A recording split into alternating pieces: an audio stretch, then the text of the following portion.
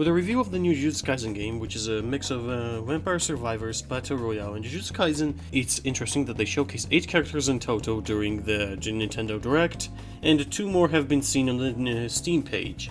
So I guess then we have to guess what the other 10 characters are. I suggest we do a small game where we make a bingo of whom I personally think are going to be in the game, and you can make your own in the comment section. Now, first of all, I think we should understand what kind of abilities are in this game. For example, watching the trailer, we can see that Nobara starts off by shooting 3 nails in a spread, but later on in the trailer she's clearly shooting them in a straight line. What I believe is happening is that one of these is Nobara's default attack, which can be changed by different upgrades found during the gathering stage of the game. The changes in the game are dynamic. Also, we know for a fact that all characters have ultimates of some kind, and as we can see, Gojo the main expands here. So, with all this in mind, with the fact that we have to keep in mind 2 things. The character has to have an automatic attack which can be kinda spammable and kinda changeable throughout the match, and that the character has to have a special attack. Now, first off and foremost, let's get this guy out of the way. We can make him a free spot because he's most probably in the game. Ryoma and Sukuna. Sukuna has a slashing attack which is immediately just perfectly made for anything. They can make it dismantle a cleave, they can literally just make it whatever they want, it can be customizable infinitely in the game, and I believe that he's 100% coming to the game, with his domain expansion or ultimate attack naturally being Malevolent Shrine. Now, I don't know if they're going to add fire and stuff, which, again, Sukuna is very customizable, they can do whatever the hell they want with him. So, either way, it's interesting what we're going to see. I know for a fact he's in the game. Now, Geto or Kenjaku. Now, I think it's a bit cheating, but at the end of the day, they're the same character. They look the same from afar in this pixelated art style. So, Geto Kenjaku, I believe, would be a double feature, like they would take up 1 slot. Now, what would their attack be? Now, they can go the easy route and give them the 3-handed staff from Jujutsu Kaisen 0 and the Shibuya incident, but again, I'm not so sure if that's what they want to do. Geto and Kenjaku control curses, so maybe that's what they do, they make other curses on the map fight for you. But again, that's a kind of complicated gimmick, but I believe they are in the game because the trailer specifically says curse users, and the most famous curse user in the series is Geto. So I believe Geto is making it to the game. Now, if they are going to with Kenjaku, Season 4 is going to be releasing around the same time, so they might decide to add Kenjaku's domain expansion, which we see very briefly in the manga. Now, Mahito is coming to the game most definitely. Most definitely. And Mahito's attack can be literally anything. It can be him swinging a huge hammer made out of his hand, maybe just touching the enemy. It doesn't have to be anything specific. Now, I believe the more customizable the character, the more likely they are to make it into the game. And Mahito is the definition of customizable. His body can change shape at any form and any way. Now, his domain expansion is naturally his domain expansion, self-abandonment of perfection, and yeah, I think Mahito is my 3rd pick. Toji is a bit more complicated, and so is Maki, but we can clearly know that Maki and Yuta are coming to the game, judging by the poster here, so that's why they're not in this video. But this means that non-curse energy users can be in the game, and Toji is quite popular, so I think Toji is in the game.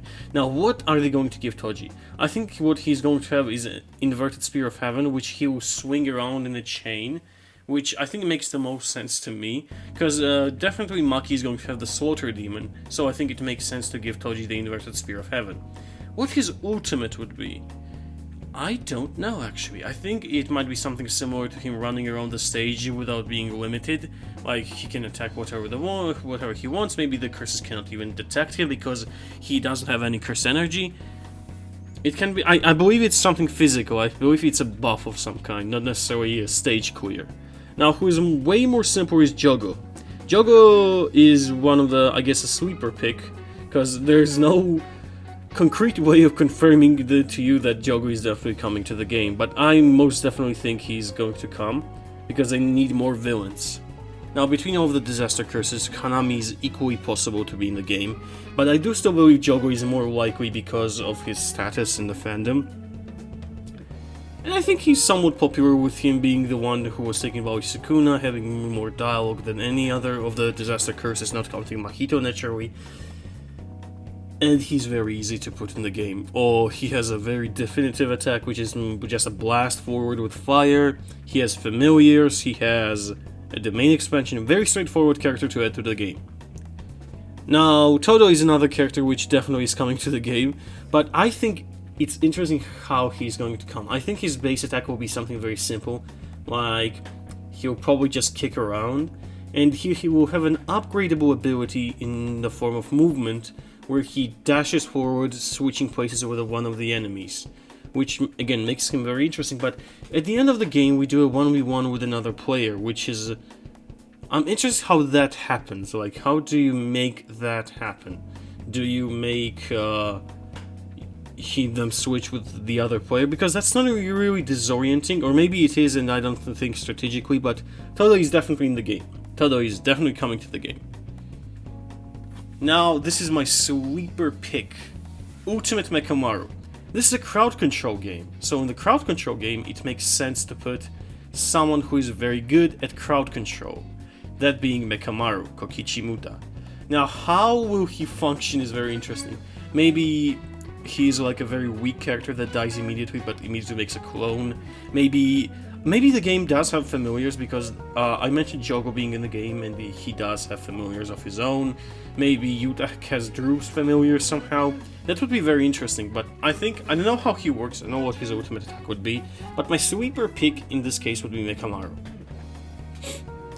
Kashimo would make sense because Season 4 is coming and the Hakari is in the game.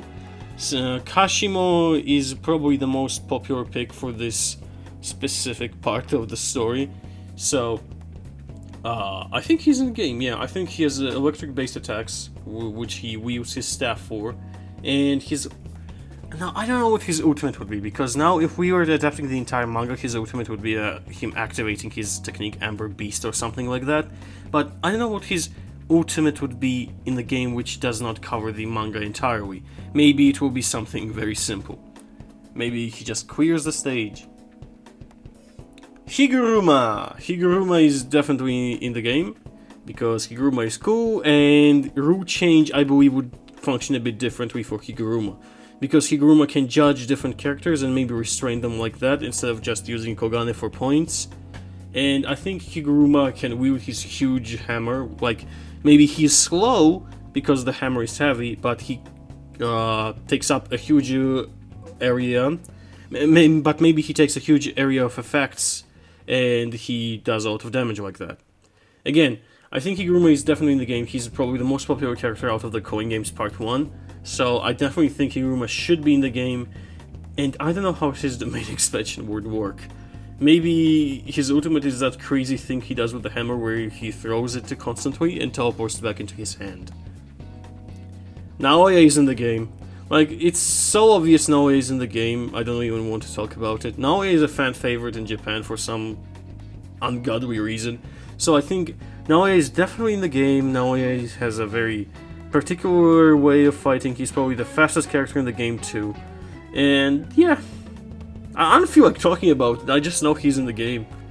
I also think Yorozu is very possible, but I don't know if they want to go that deep into the season. Like, Yorozu is definitely a review type character, and I don't think they want to spoil their fan base immediately. But then again, Jump Force exists where they don't have any problems with spoiling their characters. But yes, this is my bingo. What do you think? What is your bingo? What is your character wish list? Once we know the full roster, I will check off the characters in this bingo. Hopefully, I'm mostly right. I probably am. To be honest, this is a very safe list. Maybe yours will be a bit more risque. Maybe you should put the helicopter guy from fucking